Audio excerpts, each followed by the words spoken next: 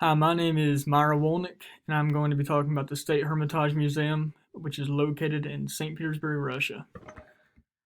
So, the State Hermitage Museum is pretty much a whole complex of buildings, and we have seven buildings that create this whole museum. So, we have the building of Menshikov Palace, we have the Winter Palace, we have the General Staff Building, the New Hermitage, the Great Old Hermitage, the Hermitage Theater, and the Small Hermitage. So these seven buildings make up this whole thing right here. I'll go around with my mouse. So we have, you can see how big this place is. So it's been said that there's 400 rooms and it is the second largest museum in the world. That's right behind the Louvre in Paris. Um, so the museum has 39 permanent exhibits, and people have said that it would take about 25 years to explore every artifact in the museum. Um, I don't know if that's true, but I can kind of see it because they do have over 3 million artifacts in that museum. And even if you were just walking through and you wanted to look around at some art or walk around the whole facility and look at all the art just for a split second, it would take about a good 8 hours to do so. So, and I believe that because I've been to this museum back in 2015, and it is huge. There's actually a tram that takes you around the whole place to stop at all these different um, buildings. And but I only went to two. I went to the Winter Palace, and I went to the General Staff Building. So what I love about these buildings is that they all have their own kind of style. Um, each one has their own architecture. Um, each one has their own architect also.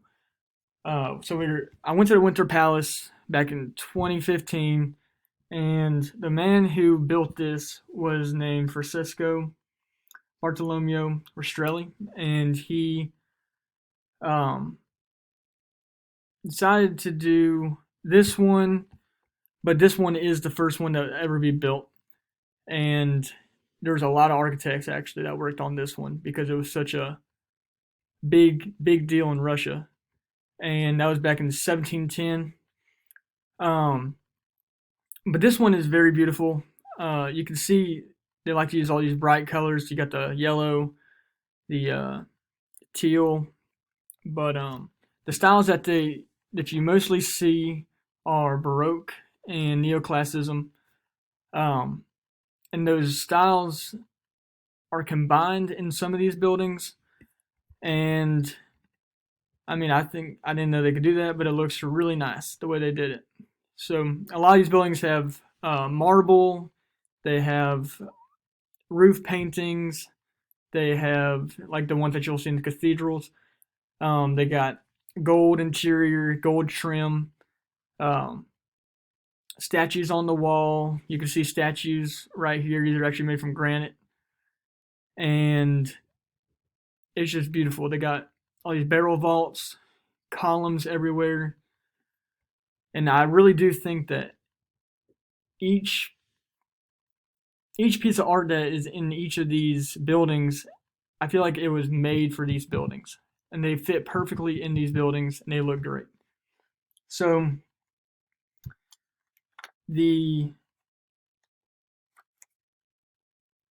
the mission statement for the State Hermitage Museum is that the State Hermitage Museum contributes to the preservation and promotion of the rich cultural heritage of the Hermitage Museum in St. Petersburg, Russia. It's more than 3 million objects in the museum's historic buildings. So I like that they don't only care about the artifacts in there, even though there are some really famous and rare artifacts in there, but they also care about the buildings themselves because this really did make Russia a big deal back then. So scan through here. We have here are some of the permanent collections. You have the French art of 15th and 18th centuries. These are some of the most visited and most popular exhibits. You have the ancient relics and of Eurasia. You have the art of the Netherlands. You got Greece. You got German art of the 15th and 18th centuries. You got Dutch paintings, Russian art of the 18th century, and ancient Roman art. I love how they do that. I love that they kind of separate them into their own place. It doesn't get all crowded and everything. Um, because I've been to the Birmingham Museum of Art, and you can kind of, when they had their sculptures out, they were right across from French paintings, and just it kind of looked weird. So I like how they had their own place in these rooms. And like I said before, I feel like they were built for these places. So here are some of the paintings. These are some famous paintings, and this one is a very famous painting. This is one of the most famous paintings that people come to State Hermitage Museum to see.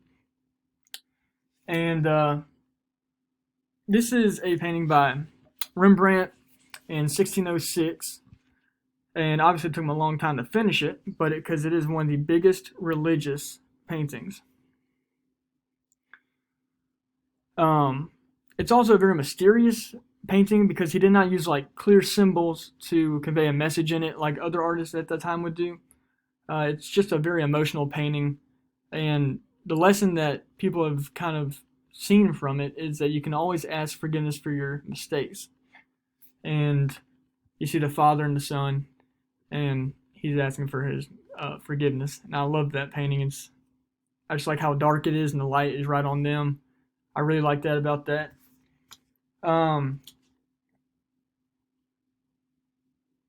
We also have other pieces of art in the museum that were not as significant pieces, and they were during the Soviet Union period of time. They were sent to other museums in the Soviet Union. But we have a painting by Robertson right here, and so I like this painting because she's the product of the restriction age, the Victorian age in Britain.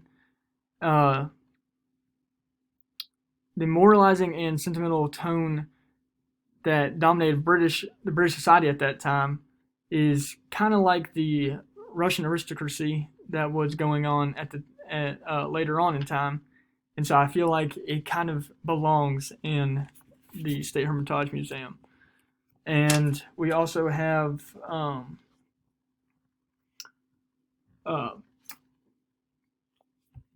Impressionism by Renoir. This is an interesting painting because it was brought back after World War II in Germany. It's considered a hidden treasure amongst a lot of people, art critics, and I just like the colors of it. And it's also a very famous painting that a lot of people come to see. So what else we have here is we got all kinds of miniatures. We have engravings and drawings from all kinds of famous artists. We have sculptures, mosaic, and jewelry. We have porcelain, furniture, banners, and weapons. And yes, they got weapons from medieval times, from Soviet times, so in that time range. And this is a mace right here, so that's pretty cool. And here's my bibliography.